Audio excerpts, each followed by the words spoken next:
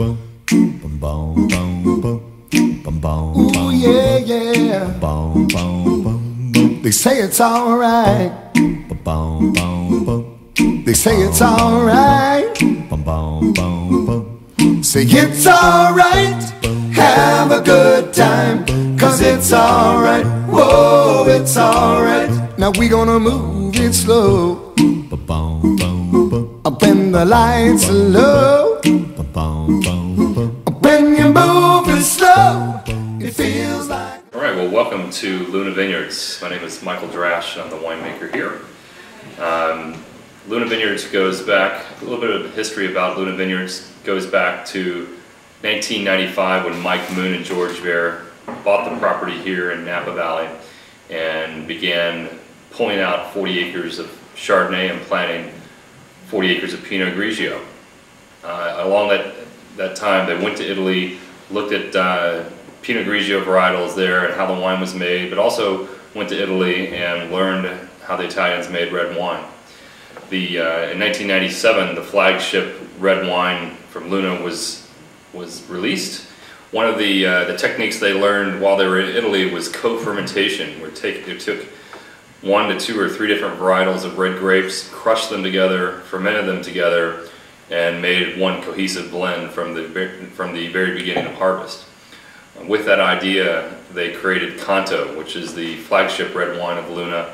It's a blend typically of 4 to 5 different varietals: Cab, Cabernet Sauvignon, Merlot, Cab Franc, some Syrah occasionally, some Petit Syrah. With 1997 being the first year, was a tremendous wine. It was a Sangiovese-based wine. The wines it was styled after were Ornellaia, Sassicaia, and Tignanello, very high-end red wines, kind of super Tuscan-style wines from Italy, which really was the beginning philosophy with the wine. The 2003 Canto that I'm lucky enough to be drinking today is a blend of Cabernet Franc, Cabernet Sauvignon, Sangiovese, and Petit Syrah, with just a splash of Merlot thrown in for a little bit of finesse.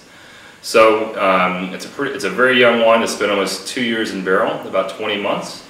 The wine was fermented naturally, which means no outside yeast were added to the wine. It was literally the grapes came in, they were crushed and fermented with whatever yeast we have in the winery, whether they're growing in the barrels or in the vineyards. And after a period of 4 to 5 weeks, the wine finished fermenting and was taken to barrel, all of which are French oak barrels, over 50% of those being new. So it gives us kind of robust, structured tannin to the wine.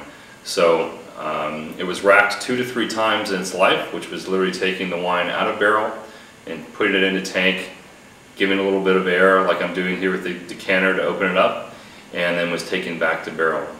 After 20 months it was bottled, and it's been in bottle for almost a year now upon its release. So it is a very forward fruit wine. The Cabernet Franc lends a little bit of texture to the wine, but a lot of black fruit, dark fruit. The Cabernet Sauvignon gives a great tannic mid-palate that should help keep this wine with us for the next decade or two. This was just rated in the most recent release of Steve Tanzer, famous wine critic, 92 points, which is very, very rare and a very high rating, which was it's always nice when the critics love your wine. So, 2003 Canto. I decanted this about 30 minutes prior to tasting today. And by decanting, it opens up the wine, keeps it from being a young, tightly wound wine to something a little more approachable. And what I'm finding in this glass is kind of dark brambleberry, kind of black, almost blackberry with a touch of cedar in there from the oak. The cedar notes really add a little bit of cohesiveness to the wine. The French oak is obvious in the wine. Take a little bit into my mouth and kind of swirl it around, run a little bit of wine over the tongue to open it up. Beautiful, lush, long tannins, in the mid palate that really the Cabernet is lending. It gives the wine a great body, and the Merlot, picking up on the finish, is just adding a little bit of finesse to the wine. So enjoy.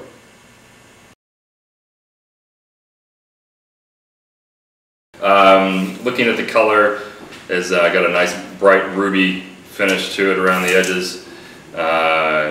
Just, it's a wine, when you look at the color, it invites you to drink the wine. Dark, but not overly so. Showing just a touch of age. It is a 3-year-old wine now. So if you were a sommelier, what would you tell them to pair it up with right now? If I were a sommelier and I was owning a restaurant right now, very heavy meats typically go well with it. Venison, dark meats, big meats, steak obviously is a natural choice with it. A lot of pastas with it, like a bolognese would go well with it. My wife makes a fantastic beef stew that we have in the wintertime. It goes perfectly with most Cantos, especially the 2003. Say it's alright, have a good time, 'cause it's alright, whoa, it's alright. Now we gonna move it slow, up when the lights are low. When you move it slow, it feels like a moan, 'cause it's alright, whoa, it's alright. And now listen to the beat, and kinda tap your feet, yeah. You got soul, everybody knows that it's alright, whoa, it's alright.